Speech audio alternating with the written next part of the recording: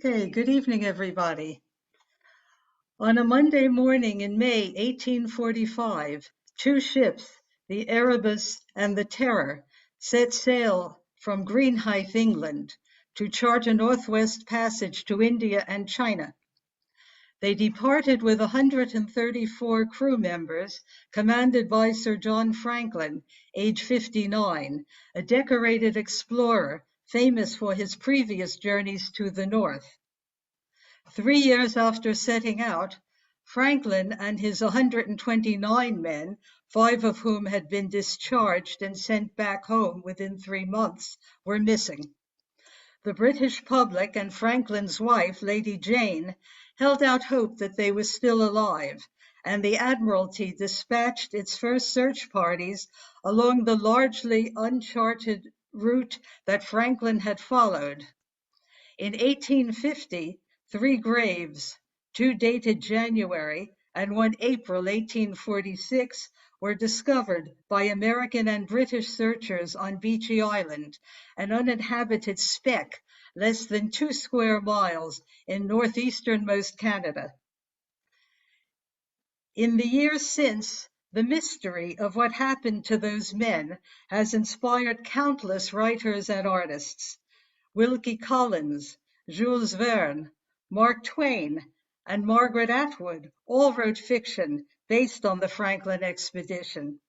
James Taylor, Iron Maiden, and the Breeders wrote songs about the sailors and their ordeal. Hobbyists and scholars connect on Facebook and blog forums to pore over evidence and crowdsource keys to the question of how exactly the men died.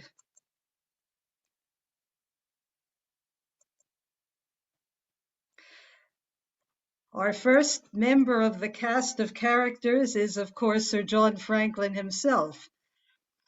He had a very varied and long career. By the time the expedition took place, he was 59 years old, which was generally reckoned too old for that sort of venture. He had fought in the Napoleonic Wars and the War of 1812, taking place in the famous Battle of New Orleans. He had led two previous expeditions into the Canadian Arctic, one of them on foot, with 20 men, 11 of whom died. And that didn't tell anybody anything. His wife, Lady Jane, who has become so famous for her dogged persistence in pursuing Franklin's and his fate, she was his second wife and was a friend of his first wife, who died at quite a young age. As I say, she devoted her life to finding the answers, but when she got them, they weren't the ones that she wanted. Captain Francis Crozier was a famed Antarctic explorer. Those of you who were at my lecture on the Antarctic would have heard about him. He was in love with Franklin's niece, Sophia Craycroft, and he was the captain of the HMS Terror. He became the expedition leader on the death of Franklin.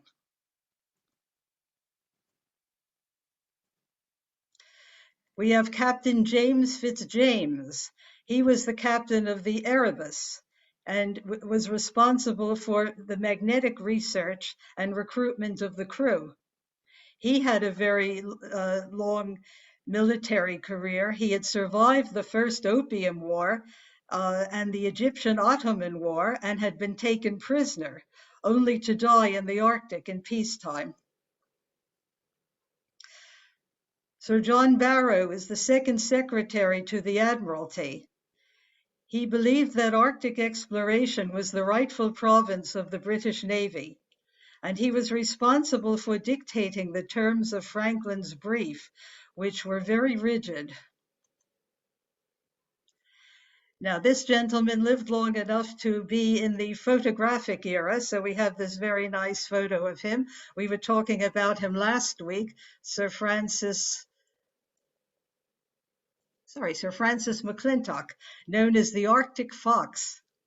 He was the commander of the 1859 Lady Franklin finance search in the vessel, the Fox, that led to the discovery of the most conclusive evidence of John Franklin's fate.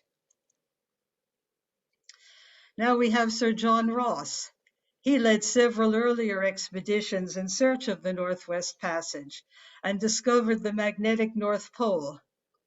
He promised Franklin that should he not be heard of by 1850, he would go in search of him, and he kept that promise.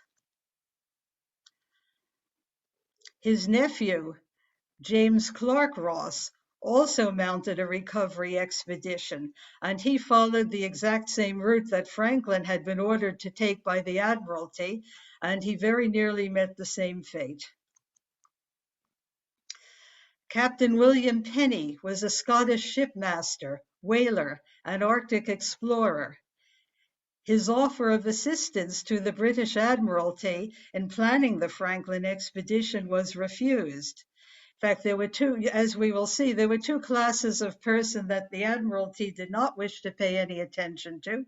One was whaling captains or people, seafarers who did this for a living on a commercial basis rather than people who were in the British Navy, and the indigenous population, which will come up later. Nevertheless, once the search and rescue expeditions began, he was hired to command the British Franklin search expedition of 1850. Dr. John Rae was a Scottish surgeon, surveyor, and Arctic explorer employed by the Hudson's Bay Company.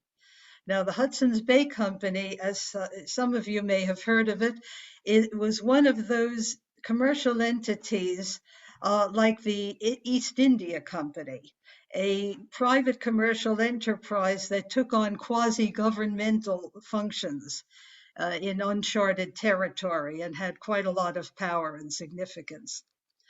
Dr. Rae discovered the fate of Franklin's men and wrote a report to the British Admiralty that enraged Lady Franklin and shocked Victorian society. And now we have our old friend Roald Amundsen again. He, in addition to being the first man to the South Pole, he became the first man to successfully navigate the Northwest Passage in 1903. In contrast to Franklin, he took 6 men and a small boat, the Gjoa, and spent much of his time in the Arctic observing and learning from the Inuit how to dress, how to travel, how to run dog sleds, how to hunt, how to skin animals and make furs out of them. This knowledge was crucial to the success of his voyage to the South Pole. Now we have another fine Irishman, William Paddy Gibson. Now, even though he lived well into the photographic age, I couldn't find any photos of him, but this is his office for the Hudson's Bay Company, which is still standing. He was born in Kells, County Meath. He served in the British Army, the RIC, and the Royal Canadian Mounted Police. He became the trading post manager for the Hudson's Bay Company, and he found the remains of 7 of Franklin's men in 1931. And this is Louis Kamukak. He is an Inuit historian, the grandson of Paddy Gibson, and his research among the Inuit led to the finding of the Terror and the Erebus, which only happened a few years ago. He was convinced that he knew where Franklin's grave was, but he died before he could act on his theory. Okay, the voyage. What was the Northwest Passage? The quest for the Northwest Passage was one of the world's severest maritime challenges. The route is located 500 miles north of the Arctic Circle and less than 1,200 miles from the North Pole. It consists of a series of deep channels through Canada's Arctic archipelago, extending about 900 miles from east to west, from north of Baffin Island to the Beaufort Sea. Reaching the Northwest Passage from the Atlantic requires a hazardous voyage through a stream of tens of thousands of giant icebergs, which could rise up to 300 feet in height, constantly drifting south between Greenland and Baffin Island. The exit to the Pacific is equally formidable because the polar ice cap presses down on Alaska's shallow north coast much of the year and funnels masses of ice into the Bering Strait between Alaska and Siberia. So what was the motivation with such a perilous journey? What was the motivation? Well, I'll show you right here on these maps. You can see when the trade with China and India began in the late 15th century, the only way of getting from Europe was all the way down and around Cape Horn. So you see here you have the Arctic, and then you're going all the way down and around Cape Horn and up again. So you could see that there was a considerable motivation. Here's Norway, so that places you in Europe, a considerable motivation to be able to go from here to here. The first recorded expedition was in 1497, when Henry VII of England commissioned John Cabot to attempt the passage. John Cabot became the first European to visit the Arctic, but he did not make it all the way. Since then, just about every famous explorer, name brand explorer, Christopher Columbus, etc., had a crack at it. One of the most well-known people who tried it was Henry Hudson. He and his young son were cast adrift by a mutinous crew in 1611, when his discovery proved to be an icy trap instead of the route he sought. This very sad lithograph is of him and his son in the boat that they were thrown into and made to sail away. I included it because it's a sort of an interesting speculation. What would have happened if Franklin's men had decided, hey, this is a very dangerous undertaking, maybe we should really get rid of you and go home. Okay, an important element in Franklin's expedition, his brief and what went wrong, is something called the myth of the open polar sea. There was a strong belief, backed by absolutely no evidence whatsoever, that the North Pole was surrounded by a warm sea rather than thick ice, and that if you made your way through the various passages, you would wind up in this very nice and peaceful lake-like warm sea. This is based on the observation of Norway's Arctic coast, where the temperature was moderated by the presence of the Gulf Stream. This, of course, was not the case in the Arctic. Nevertheless, because of this belief, if you read Franklin's brief from the Admiralty, it makes it sound like a walk in the park. He said it shouldn't take you very long to get through the ice, and then maybe one winter or so, and then you'll be at the open polar sea. Setting sail. On a Monday morning in 1845, the two ships set out from Greenhithe. The ships themselves are sort of major characters in the play. They both had major history in the Antarctic and came home successfully. They were bomb ships, and the Terror was deployed in the War of 1812. The Terror sat in the bay, lofting bombs at Fort McHenry in Baltimore in the United States. And a man named Francis Scott Key, seeing the bombs going off, the rocket's red glare and the bombs bursting in air, went home and wrote a poem about it, which later became the American national anthem. Disaster strikes. It didn't take long. In 1846, the Erebus and the Terror are beset by heavy sea ice on September 12th off the northwest coast of King William Island. 1847, Sir John Franklin dies in the high Arctic on June 11th. The cause of death and the whereabouts of his body remain unknown. With the Erebus and the Terror stuck in ice, the men abandoned the ship on April 22nd, 1848, and began a march towards a Hudson's Bay Company trading post 600 miles to the south. They dragged a boat, a load of provisions, and a puzzling assortment of bric-a-brac, which we know about because they were found scattered over their pathway and in the hands of various Inuits through the years. One of the rescue expeditions that found a final message. It was the custom in the British Navy to leave messages along the way under cairns of stones. The idea being that if they required rescue, if other explorers were coming in that direction, you left word, you left instructions, you left anything that might be a helpful piece of information.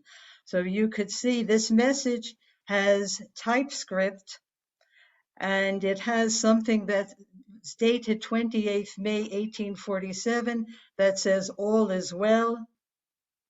And then 25th April 1848, these marginal notes include the text: HM ships Terror and Erebus were deserted on the 22nd of April, having been beset since 12 September 1846.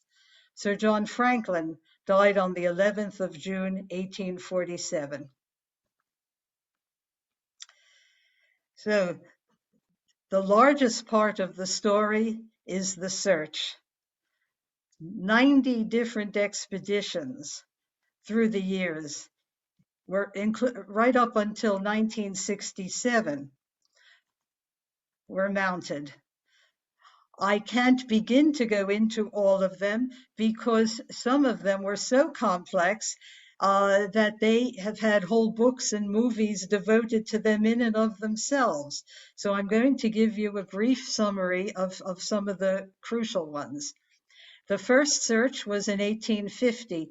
Now, mind you, that's 2 years after, it's 4 years after the expedition started, 2 years after the last word reached the Admiralty. So that was rather a long time to wait. So just bear that in mind. The Royal Navy launched a full-scale search, and an American expedition joined the massive search on land and sea. In 1853, HMS Breadalbane is dispatched bringing fresh supplies for the searchers. It is nipped by sea ice and sinks off Beechy Island. And this starts an endless round of the rescuers requiring rescue themselves. In 1854, John Ray, surgeon, explorer, and fur trader, has a chance encounter with an Inuk hunter who provides an account of dozens of white men dying at what is later named Starvation Cove. In 1859, Lieutenant William Hobson, a member of Irish explorer Francis McClintock's expedition, finds the note that I showed you 2 slides ago, and the remains left at Victory Point. In 1869, American explorer Charles Francis Hall's expedition to King William Island includes the discovery of skeletal remains of Franklin expedition members.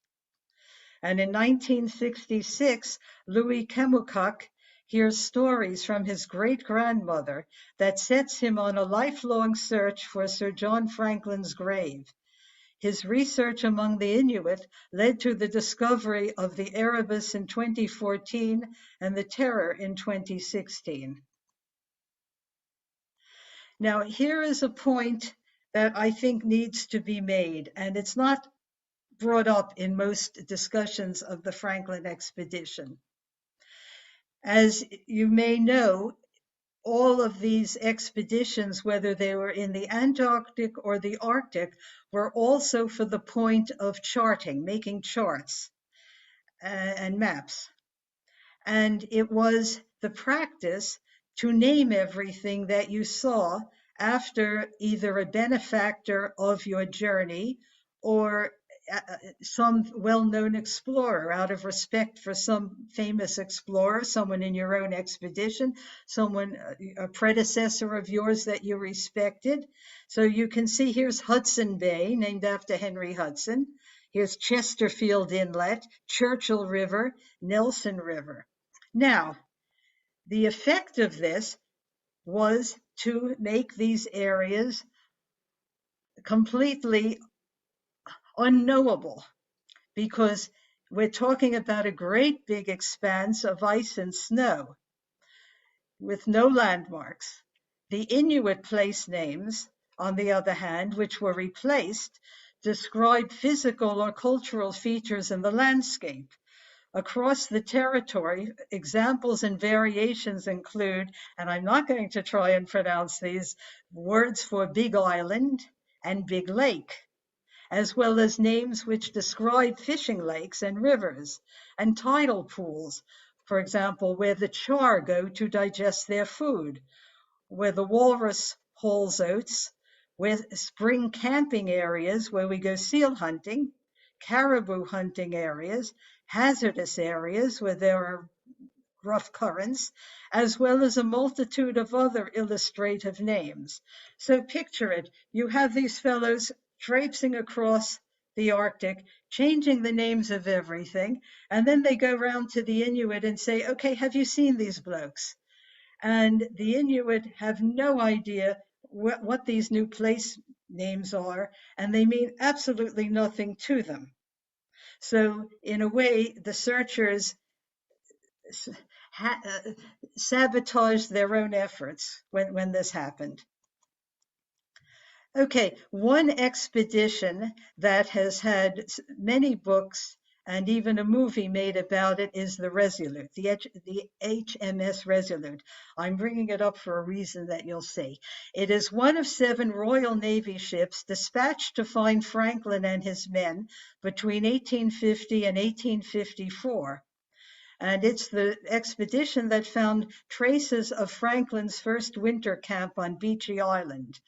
Now, that's an interesting one. If you want to look that up, you'll see there were 3 graves there, and the bodies were found in incredibly good condition. They were like mummified in the ice. You could see pictures of them, which I'm not going to show you. I think you need to want to see that for yourself.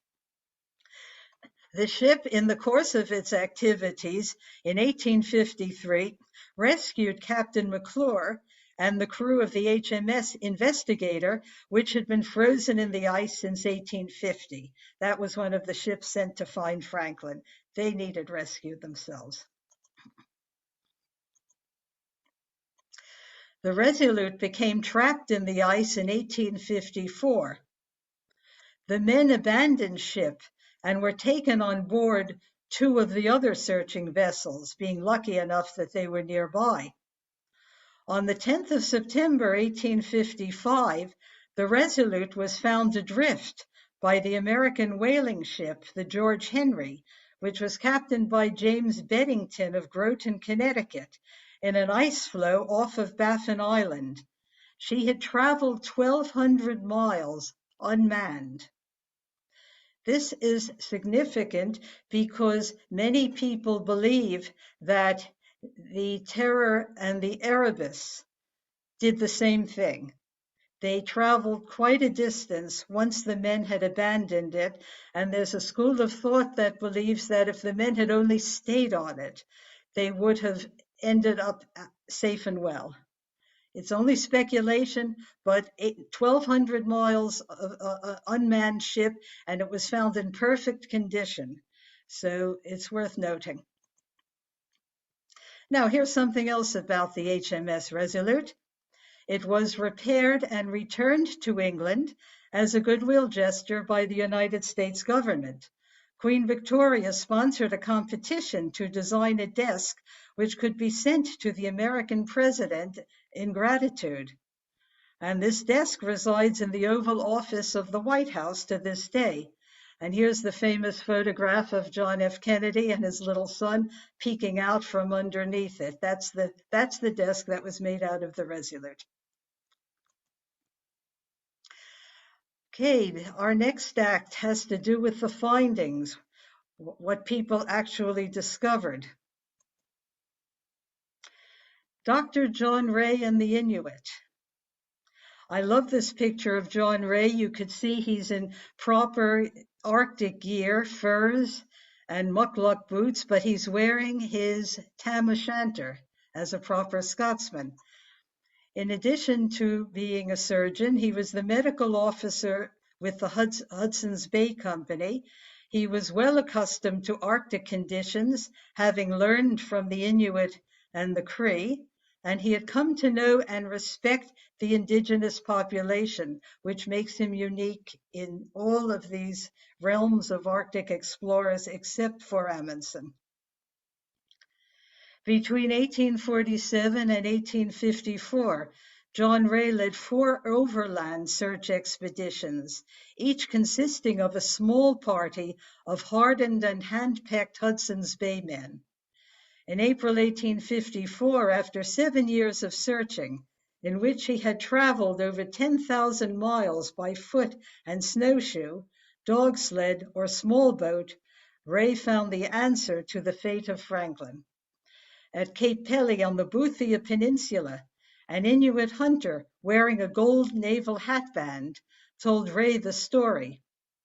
4 winters before, he was told, other Inuit had found 40 to 50 white men starved to death 10 to 12 days' walk away. The hat he was wearing was proof. 3 weeks later, Ray met other Inuit with other relics, including a small silver plate stamped Sir John Franklin, who confirmed the story. The following winter, the Inuit found 30 corpses, some in a tent, some in a boat, and evidence of cannibalism. John Ray returned to England and made a report to the Admiralty. He wrote as delicately and as tactfully as he could, but the tale that he had to tell was a terrible one. From the mutilated state of many of the bodies and the contents of the kettles, it is evident that our wretched countrymen had been driven to the last dread alternative as a means of sustaining life.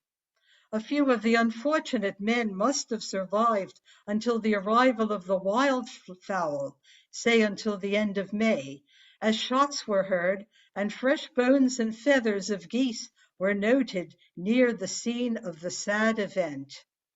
Now, Dr. Ray never meant this to be for the eyes of anybody except the Admiralty. However, the Times of London got a hold of it and published it, and there was outrage.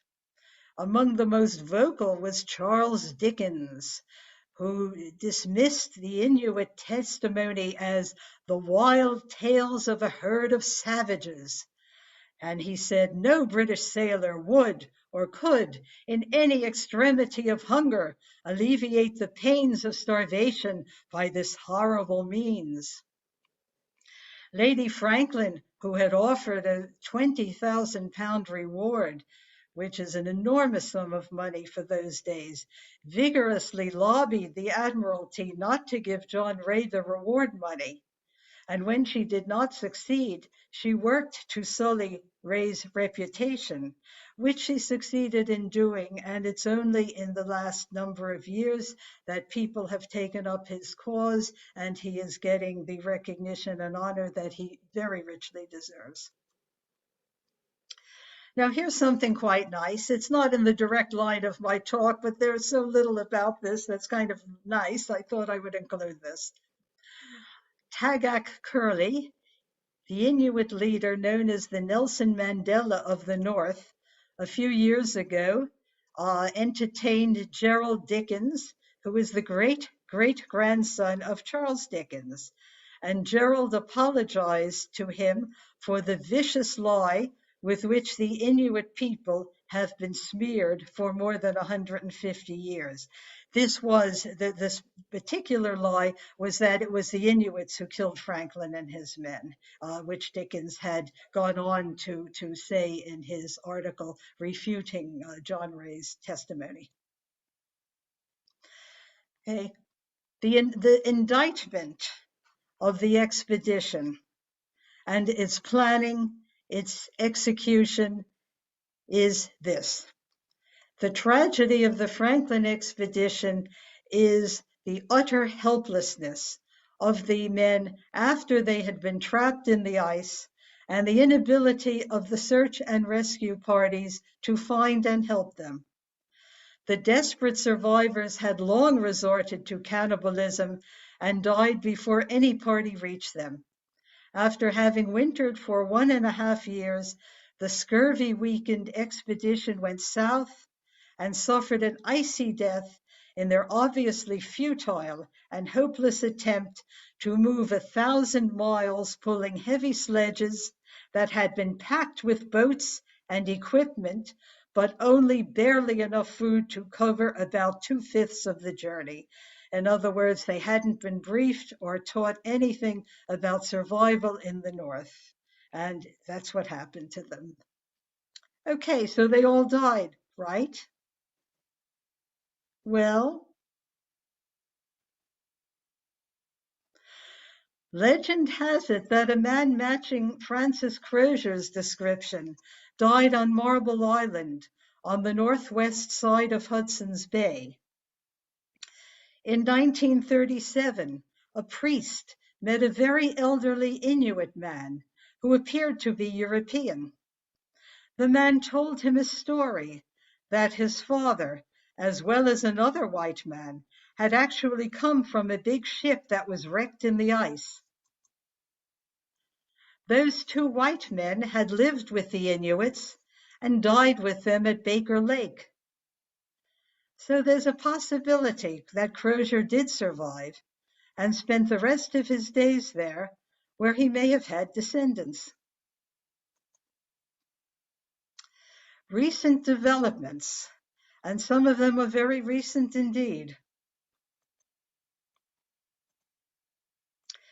In 2014, the shipwreck of HMS Erebus was discovered by Parks Canada, a private company, in collaboration with Inuit communities. This and the discovery in 2016 of HMS Terror mark 2 of the most important archaeological finds in recent history. The Parks people have put up some tremendously good videos about this, by the way, on YouTube. If you Google Discovery or Parks Canada, you'll find them. They're very worth watching. In 2016, the Arctic Research Foundation announced that the wreck of HMS Terror had been found in Nunavut's Terror Bay, off the southwest coast of King William Island. Both of these discoveries were indebted to Louis Kamucock's extensive research amongst the Inuit community. On May 5th of just this past year, this year, I should say, May 5th, 2021, there was a headline in the New York Times. His ship disappeared in the Arctic 176 years ago. John Gregory, the ship's engineer, and this is a reconstruction of forensic anthropologists of his face from his skull. Recently, Gregory's DNA and a sample from a descendant of his born in 1982 were matched, making him the first expedition member whose remains have been positively identified through DNA and genealogical analysis. This Associated Press item occurred just last Friday, the 28th. Mass grave found at residential school. The remains of 215 children, some as young as 3 years old, have been found buried on the site of what was once Canada's largest Indigenous residential school. Okay, what has this to do with Franklin? Because a whole generation, several generations of Inuits, including Louis Kemmekuk, were forcibly removed from their families and taken by plane to parts of Canada, so-called civilization, where they were put into residential schools and forced to learn the white man's ways and the white man's religion. The effect that this had was to cut off the rich Inuit oral tradition, which had gone down for hundreds and hundreds of years, and again making the search for Franklin and his men that much more difficult. What Louis Kemmekuk did was he traveled the length and breadth of the Arctic area, finding the Inuit remaining and asking them about their family traditions, finding as much of the old oral history and putting it back together. The broken chain he put back together again. And sadly, he died quite recently before he could complete his life's work, his life's goal, which was to find Franklin's grave. And he thought he knew where it was. So I will finish with this quote, which I think is very apt. When science and pushing the boundaries fall out of favor, Sir John Franklin is regarded as a fool. When cynical politics is the problem with the world, Franklin is seen as a wise man, pushing the limits of the wilderness, while cloistered lords of the Admiralty and their backstabbing friends are to blame for the catastrophe. One truth is eternal.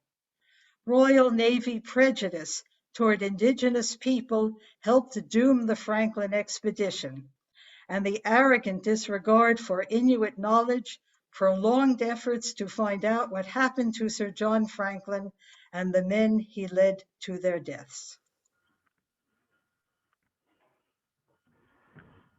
Wow. A very sad, but Janie Mac, a huge mystery. Huge mystery.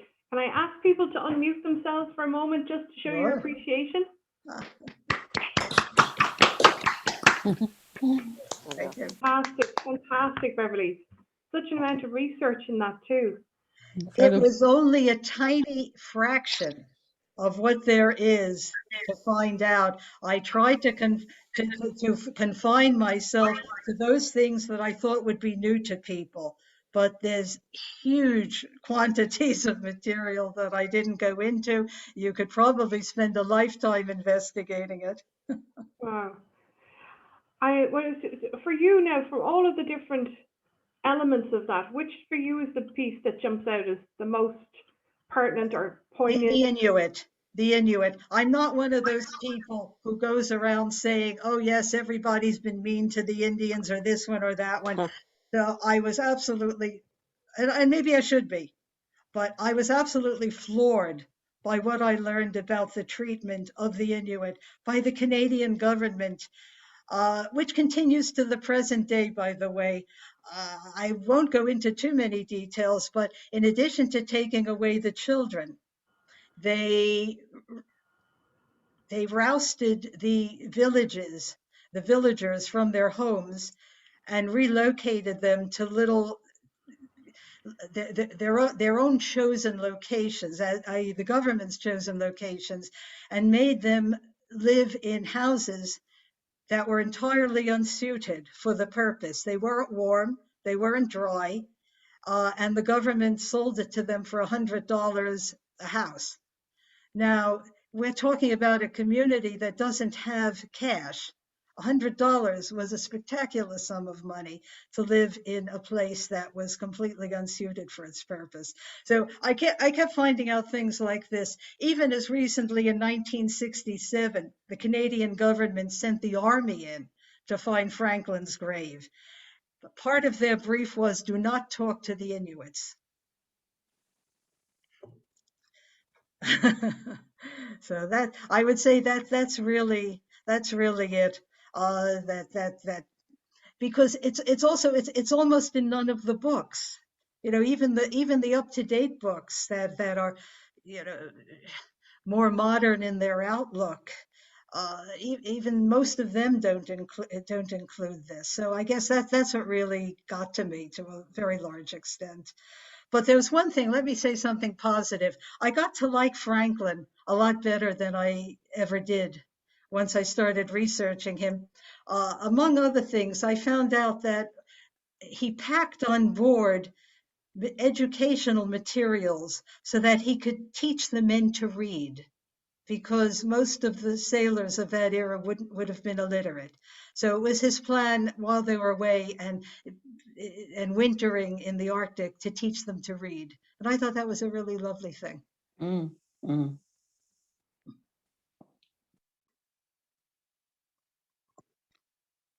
My computer went down, so apologies. I'm playing catch up here. Can I open it up to the floor if it hasn't Oh, been please, already? absolutely. Any questions? Sure.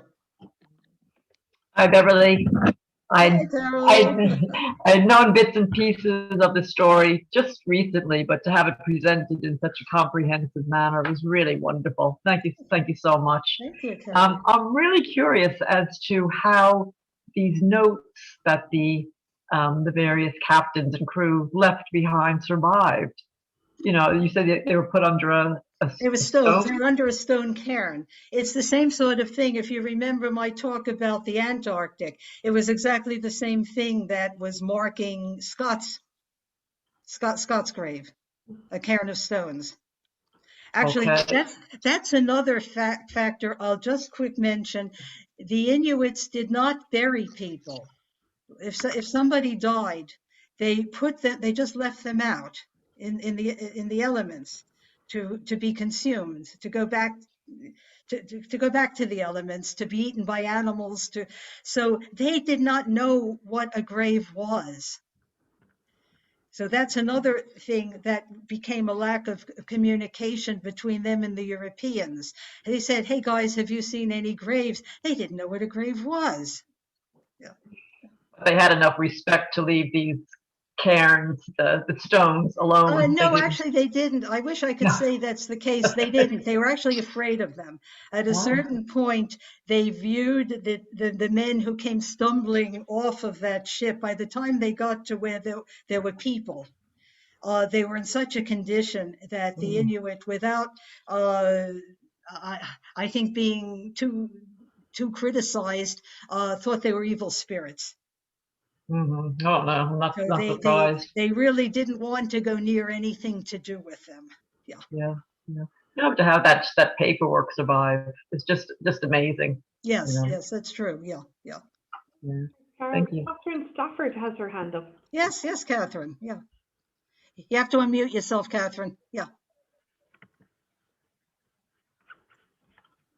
Yeah, just before I ask my question, just with regard to the cairns and keeping the messages, for those of us who watched the series, it seemed that they were put into brass cylinders. That's what. Right, yeah. Get that. Thank you, Catherine. You're right about that. Absolutely. Yeah.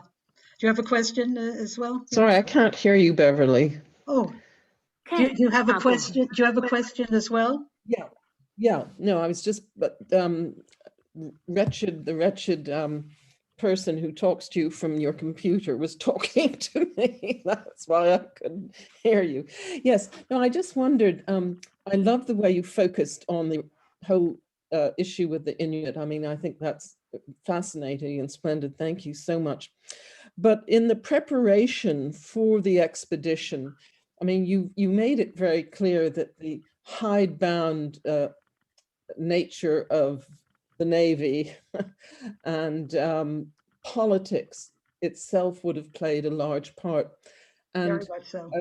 So I gather from what reading I've done, Franklin was their last choice of the person to actually lead it. And that's absolutely correct. He was regarded as too old. Yeah. and his other two expeditions were far from successful. Although in those days, coming back alive was pretty considered pretty successful. But also, and I didn't mention this because it just gets more complicated, he had been the governor of Van Diemen's Land. Right. Yeah. And he had gotten involved in the politics of that situation and was left in disgrace. So he and his wife Jane were very keen to resurrect restore his reputation. So they saw him being the commander of this expedition as a way of doing that, and they lobbied very, very strongly with the Admiralty for that. Great, thank you. Wonderful talk. Thank you.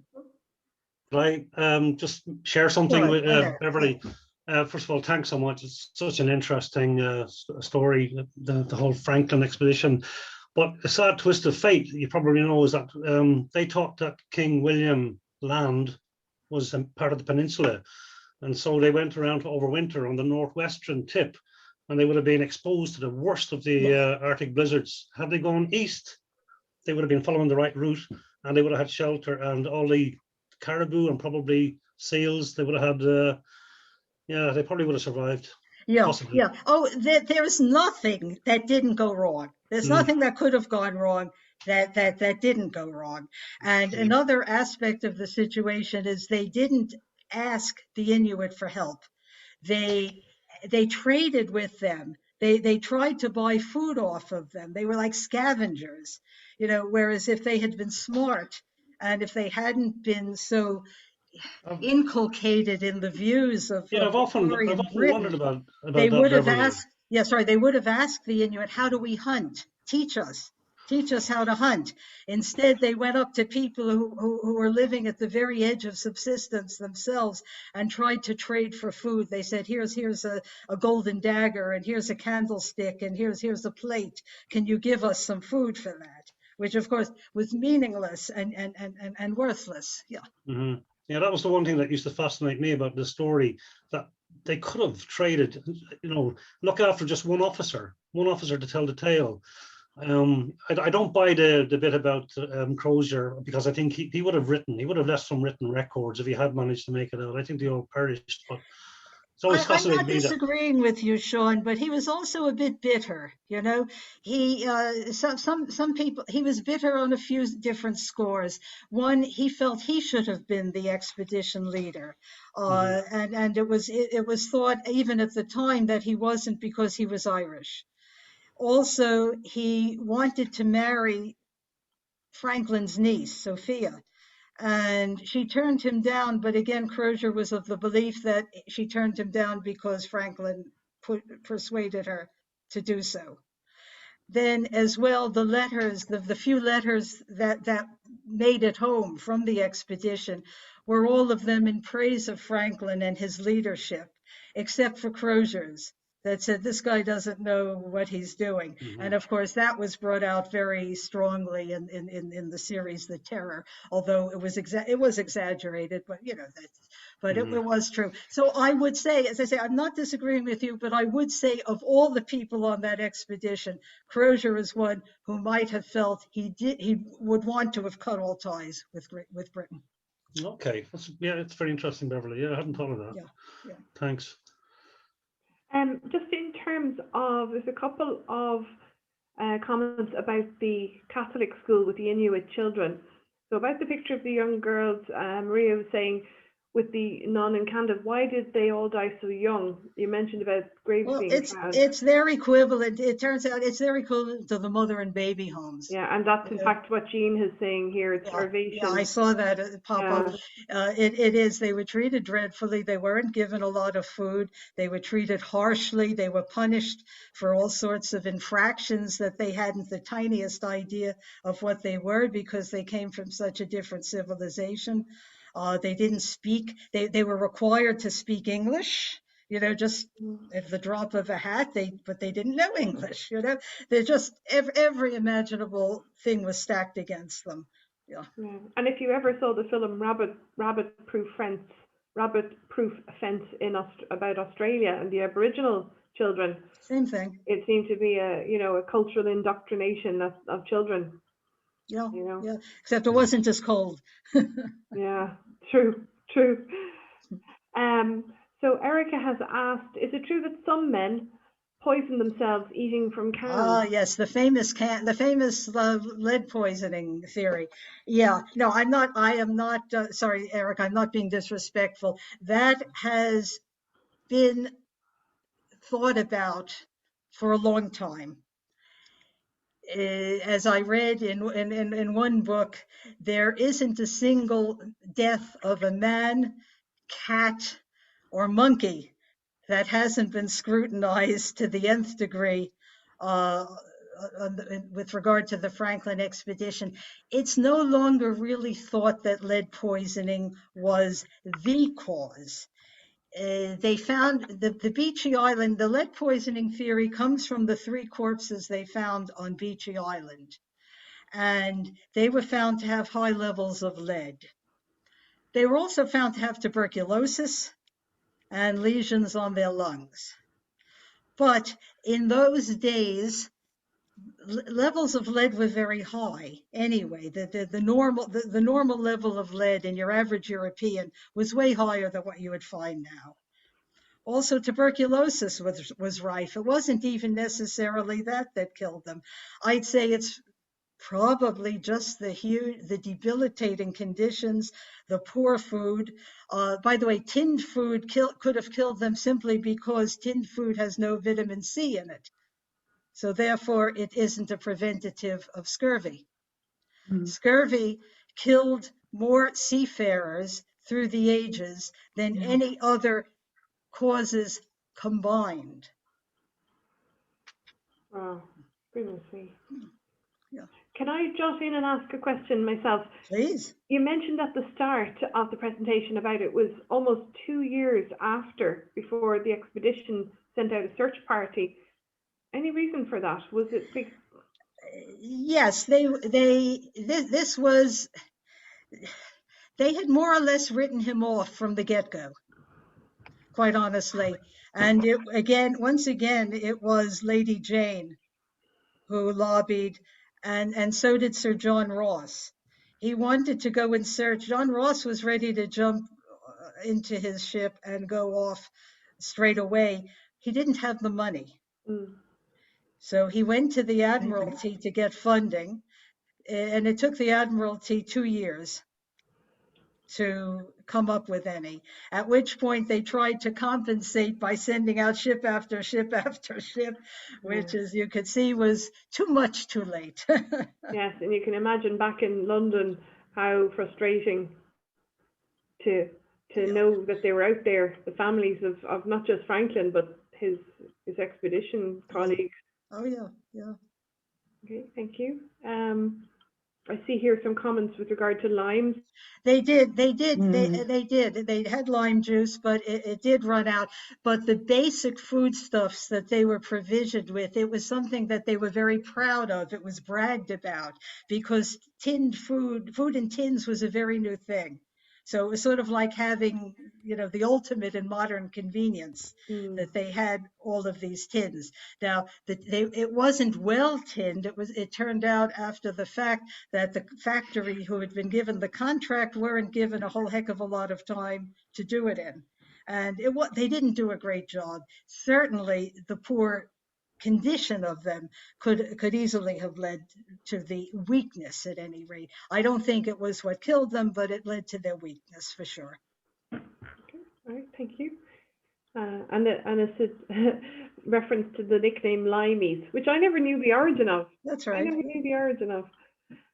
Any questions either through the chat or would anyone like to ask? Aaron, do I see you with a hand up? Yeah. I just wanted to make the point, being in Canada myself now, that the Inuit. Sorry, Angela. I should have thrown you out before I started talking about that. It's just that the Inuit situation is very topical. Yeah. And there is a lot of concern about it, which you may not be picking up from looking at some of the books and so on. And I would also say that one of the major problems was the Catholic Church, which until the 60s was very strong in Quebec and the North. And it had the contract from the government to do something about the Inuit.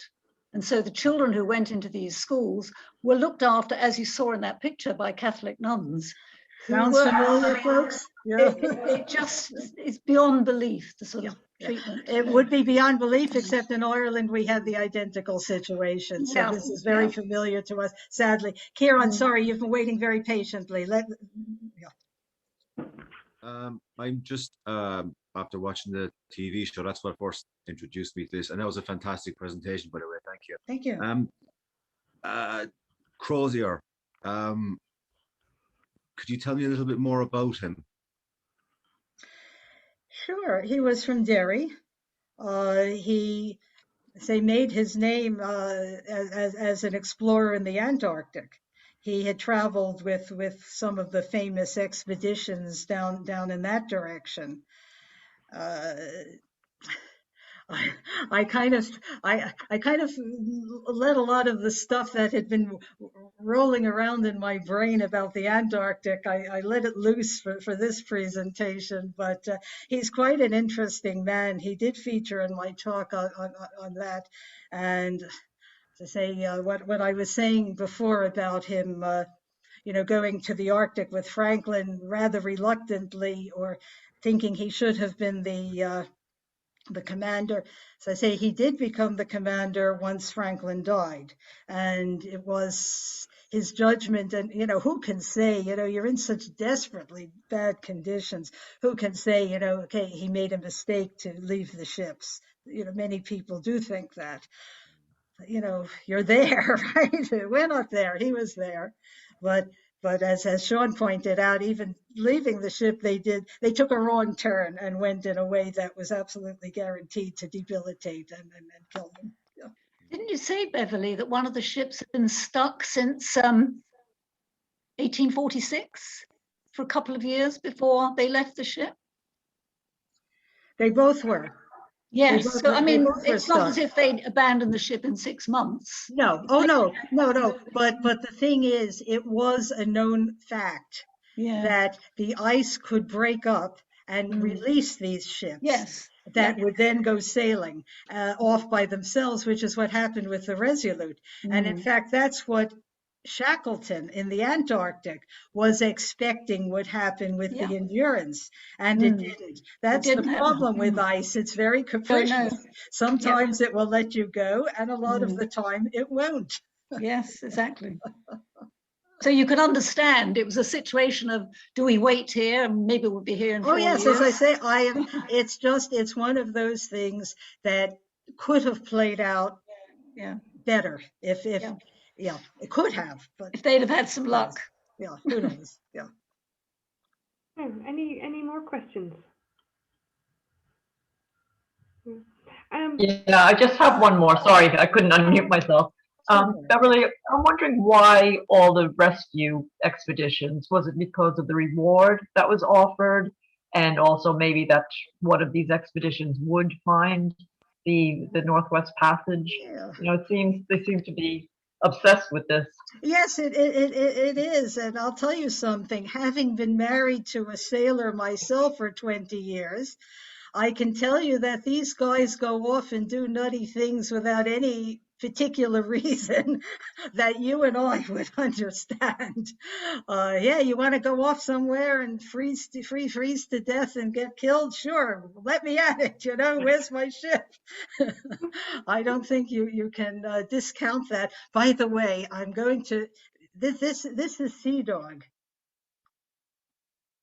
He went to sea with my husband for 20 years. He was on British Navy ships for 20 years. So he has been my technical advisor in preparing this talk. Sorry, I didn't mean to be flippant, Carol, but I do think it's a situation of the reasons came later. I think, Beverly, up until probably the Malaysia flight MH370, it was the biggest land and sea search ever conducted in the world. Absolutely, it was. And yes. Lady Franklin obviously had a big part to play, pushing, a bit her agenda. Well, at a certain point when the Admiralty gave up, she started financing the expeditions herself. That's right, yeah. Yeah. And Beverly, that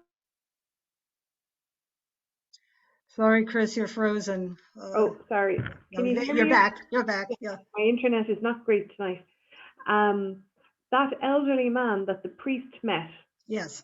who was from European descent, I'm presuming, even if he wasn't from that expedition, there was other countries seeking to map it. Yes, actually, I think easily he could have been one of the offspring of the Irish bloke from the Hudson Bay Company, because he was well known as a bit of a boyo all over the Arctic, consorting with the Inuit.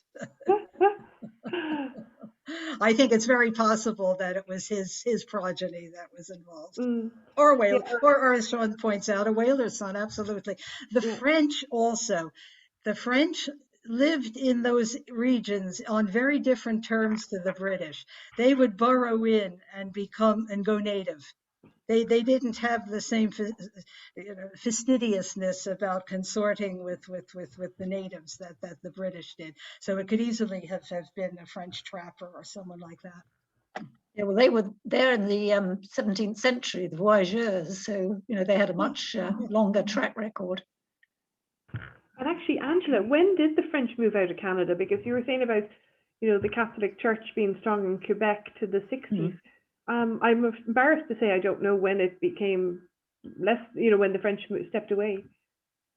How do you mean stepped away? As in, well, after the war was won and Britain took over the territory, right. They allowed the French in Quebec to retain. Right. And interestingly, that was seen as a very enlightened policy at the time. But this was the so-called French and Indian War. Yes, that's right. Yeah. The Plains of Abraham and Montcalm and all of that. Yeah. But anyway, so the current situation is that Quebec sees themselves as the first inhabitants, forgetting all about the Inuit and the other indigenous peoples. And so they have been very strong in pushing the French language, so that that's why Canada is bilingual today, officially. Yes, that's what caused my confusion, because I knew it was not a French territory, but the fact that the French identity has remained so strong, whereas in a lot of places, like Ireland and the Irish language, you kind of think maybe it had been sort of decreased, but it seems to be strong. But as you say, it's even a pocket of resistance nearly. Well, yes, it's really quite interesting. When I first came to Canada, I found it amusing in a way, because the Anglos don't speak French very well. And they have to give presentations if they work for the government at various government conferences. When they stand up and speak this French, it's just extraordinarily funny. You really think they're sort of almost taking the mickey in a way. Whereas the French are very good at speaking English, because there's so many English language programs on the television and so on. So they Angela, really have an advantage. Angela, dear, I'm going to beg your pardon just for a moment, because I want to see if anyone else has a question. Sure. Yeah. Sorry, apologies. I took you off on a tangent, Beverly. No. Angela's a great person. I love hearing what she has to say about things, but I also want to see, does anyone else have a question for me? Yeah. Yes. I see the comment about the Inuit wives. My goodness me. Yes. Well, among all other things, it helped keep you warm at night, right?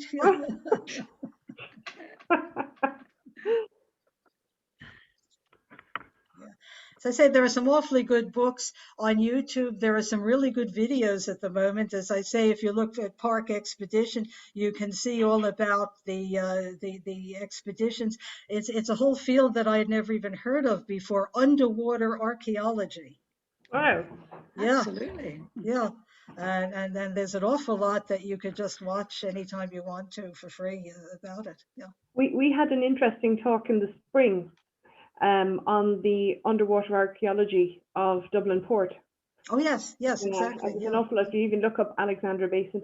Stephanie wants to know, how do you know so much about the Arctic and this topic?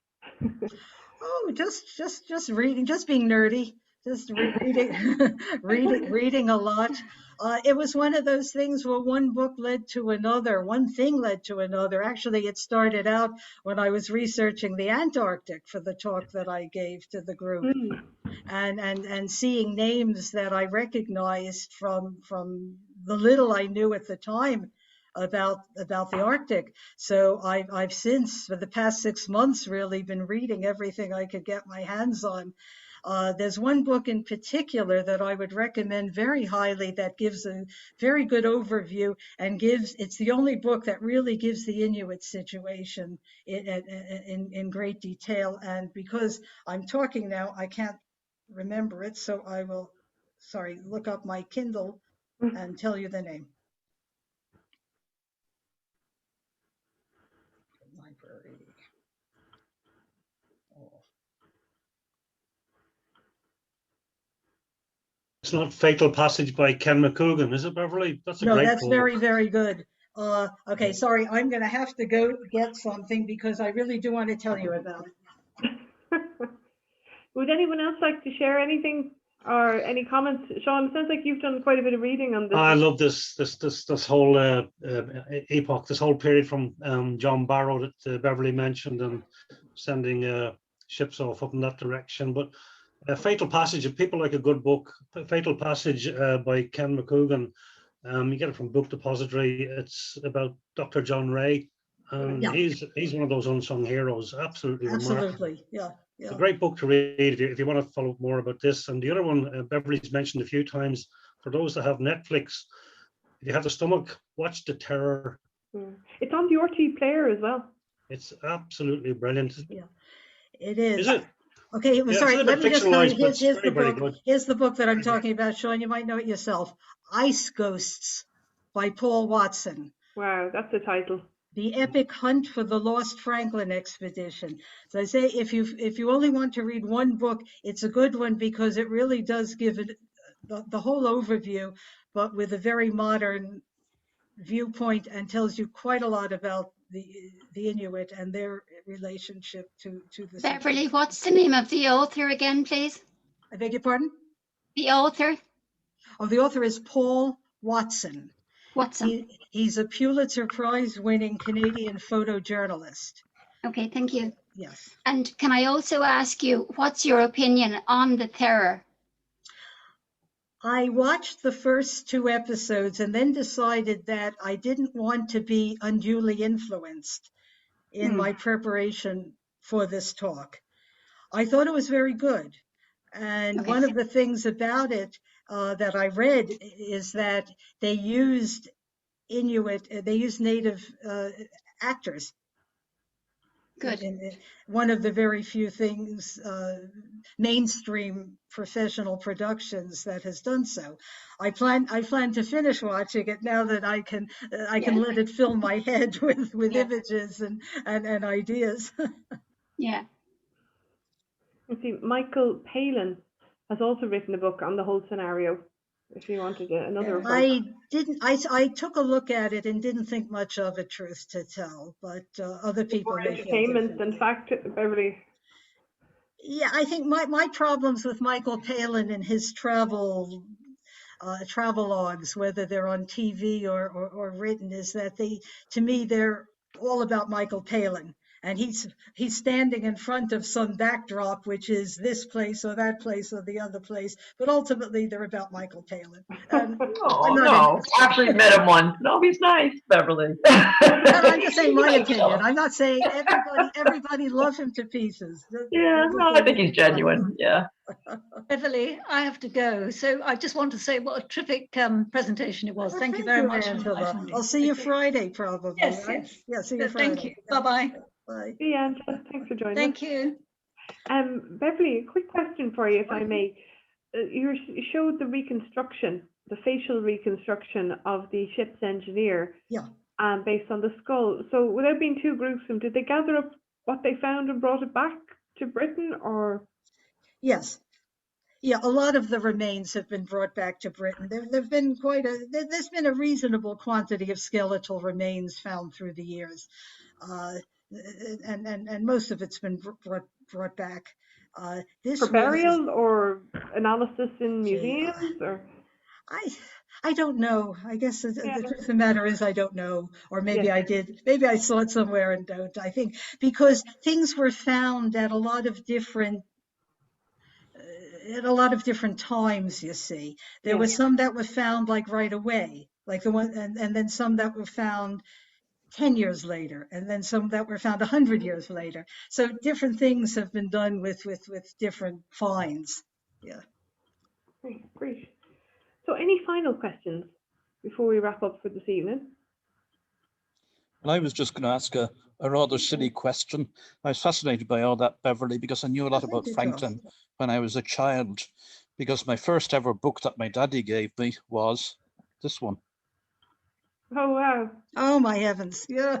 Do you know it? Has Yes. anybody seen it? Yeah.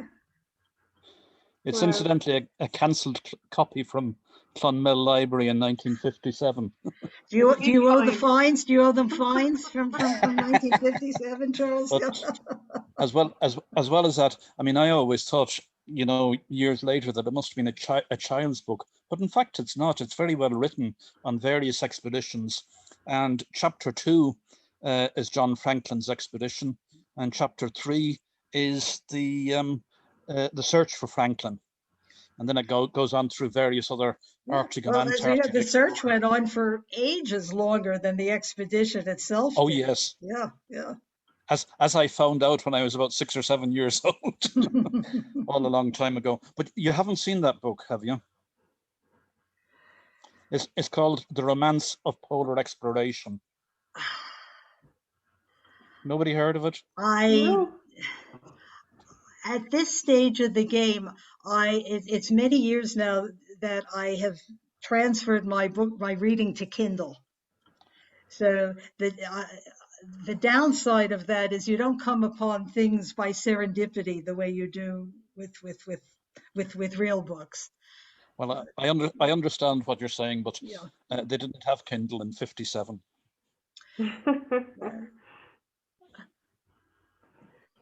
But, oh yeah, sorry, there's just one other thing I want to mention if people are interested in finding out. I just want to see if I could find the name. Just while Beverly's looking that up, I'm sure she can hear the compliments that have come through the chat, and one that we'll all echo, which is, when are you doing your next talk, Beverly? Oh, you tell me, Christine, anytime you say. Oh my, that we've had you at least three times now, and I think each time they've gone down so well, and that's just a mark to the amount of work you put in preparing them as well, and the delivery, of course. Okay, here's something I came upon and I couldn't figure out how to fit it in. Sean undoubtedly knows about this. There's a character in this whole story called Wheezy the Ghost. Wow. Where she was the daughter of a sea captain or a shipbuilder named William Coppin. And William Coppin got in touch with Lady Franklin to tell her that his dead daughter was coming back and telling him where to find Franklin and his ships. I have seen the sheets of paper. Theoretically, there was a seance, or William Coppin, or a medium, wrote down what Wheezy was saying, Louisa Coppin, known as Wheezy.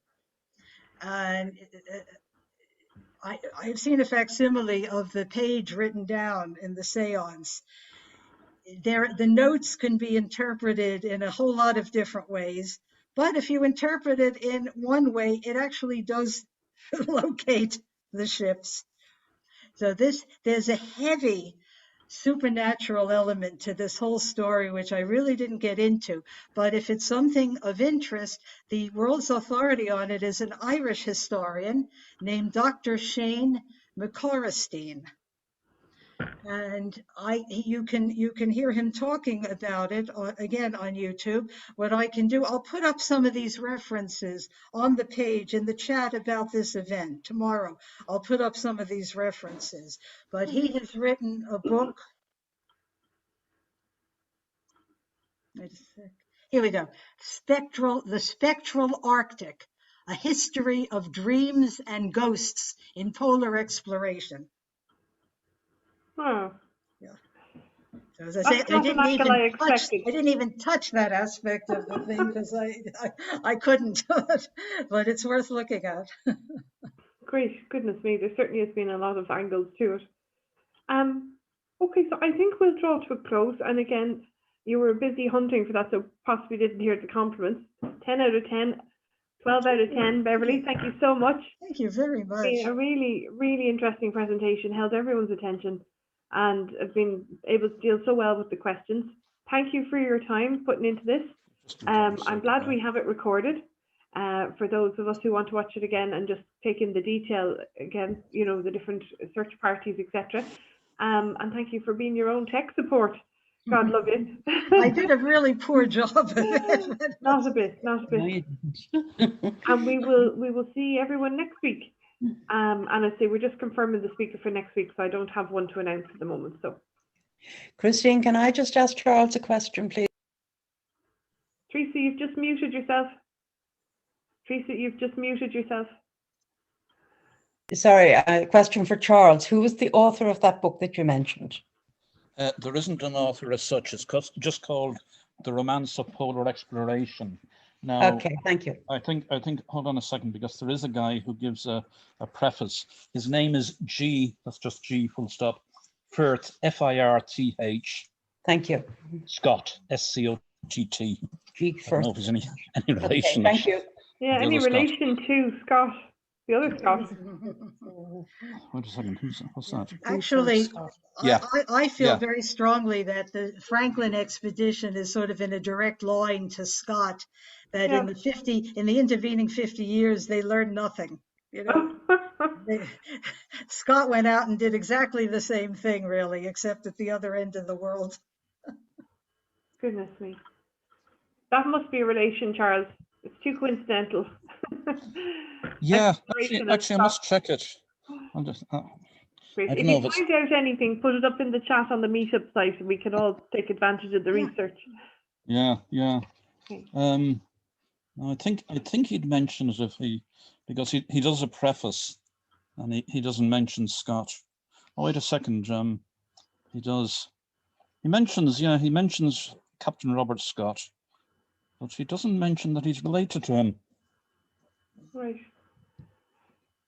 Anyway, you'll have to contact Clonmel Library about that fine now. And see about the fine. One thing I would say is it's possible. I would almost bet you could find a second-hand copy of that on Amazon.